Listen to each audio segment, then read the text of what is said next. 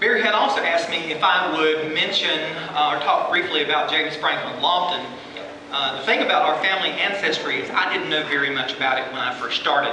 I taught school for 30 years, and when I retired in 2005, genealogy was one of those things that I always wanted to do but felt like I didn't have time.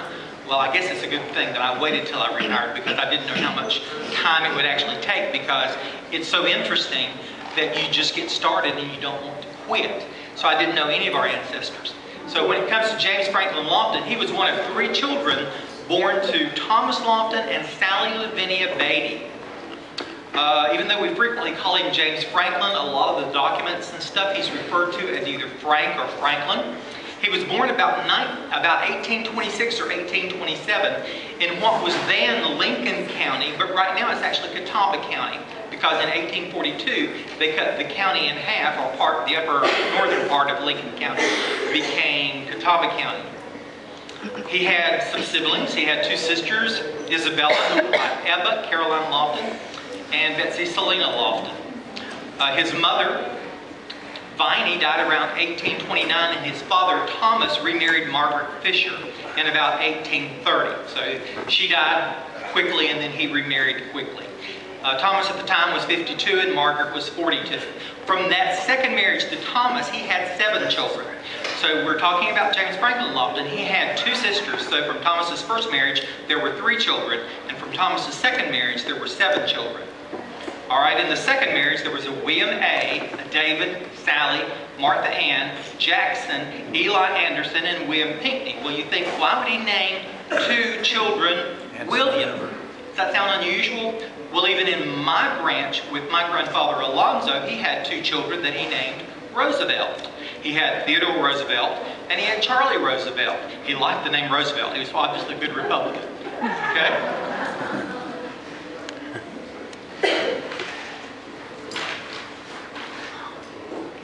James Franklin Loftin married Frances Elizabeth Fisher on the 13th of August, 1847. He was 21 years old. The marriage bond lists her name as Frankie, although most of the other legal documents and census, she went by the name of Elizabeth. According to Aunt Forty Loftin Wilson, who is a granddaughter of James Franklin, she used to laugh, and this is talking about Frances Elizabeth Frankie, she used to laugh and tell the family that she wore 7 petticoats to the wedding to Franklin, and this is some information that Peggy had passed on to me a while back. The marriage of James Franklin to Frances Elizabeth Beatty, he had 1, 2, 3, 4, 5, 6, 7 children. Harriet Joan Loftin, William Alexander Loftin, who all of us come through. James Edmund Loftin, Mary Frances Loftin, Alonzo Loftin, Washington Lafayette Loftin, and Oliver Cromwell Loftin. All of those grew up, married, apparently had children, except for Alonzo. It appears that Alonzo probably died. He was listed on the 1860 census, but was not listed on the 1870 census. He would have been 13 then.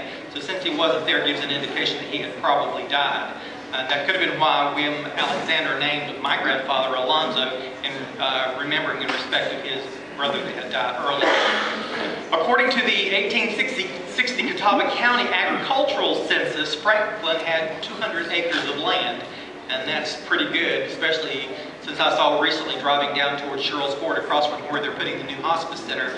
I think there's about 20 acres down there for about $500,000. 200 acres this day and time would be really nice.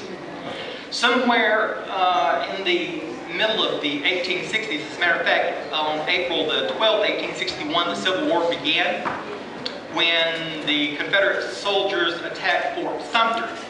3 of James Franklin's half-brothers listed in the Confederate Army on the 6th of June, 1861. As was common with families, quite often if one brother enlisted, several of the other brothers went too. By September of that very same year, 17-year-old, his half-brother, 17-year-old Pinckney had died from disease. By October of that same year, his half-brother William, age 28, had been killed in action and had died. Franklin had no slaves. I don't think slavery was an issue with him, but when suddenly your siblings are dying and there's a war going on, my guess was probably it was more of a family situation than anything that caused him to finally decide to enlist himself. He enlisted in the Civil War as part of the Confederacy on March the 3rd, 1863 as a private at the age of about 36. His enlistment was in Wilmington, and he served with the 49th Regiment, Company I. There's a book called The Catawba Soldier that I found at the Catawba Library that on page 306 that describes him. He was described in that book as a fine, cheerful, and kindly dispositioned soldier. When Franklin went off to the war, his son William Alexander was 11 and just barely tall enough to reach the harnesses of the horses and the plow. According to Cordy Loftin Wilson, as he was preparing to leave home after his last furlough, he remarked that he would never return and did not want Elizabeth to remarry.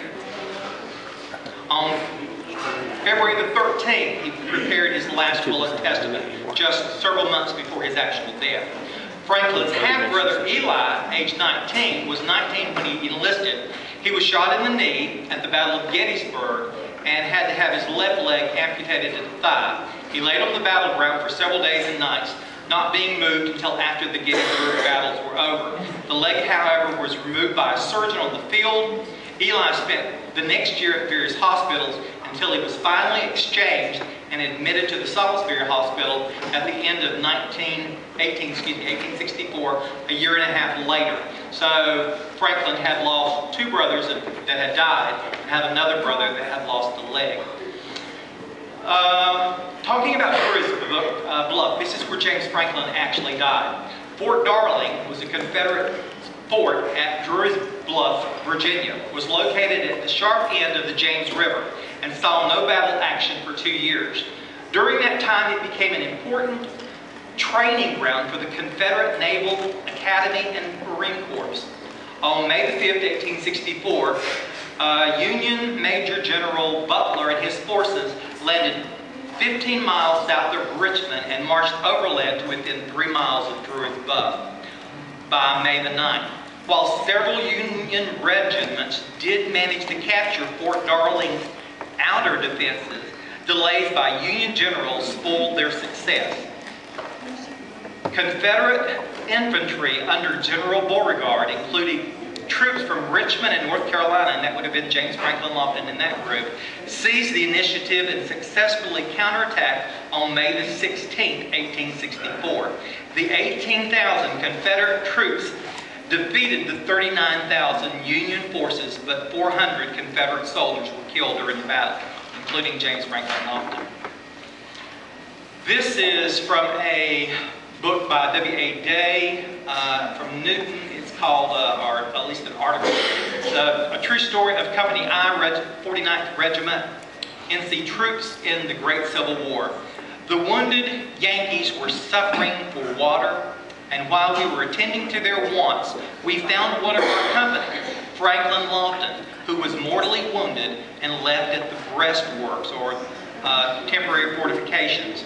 When we fell back that morning, he was lying in the field under a board shelter. I guess he was under some kind of wooden shelter, where the enemy had placed him. He said they had treated him very kind, but he had been shot in the bowels.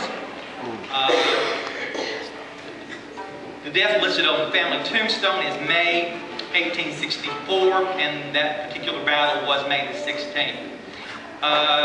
James Franklin Loftin, his brother Pinckney, his brother William are also listed in there's a Civil War monument in Newton. If you look on the back side, you'll see their names listed there. In 1870, according to the county census, after James Franklin's death, Elizabeth continued to run the family farm with sons William Alexander and James. A little bit about him, if you didn't know. Send me some photos, send me some information on the family. I'd love to add some additional stuff. Thank you so much.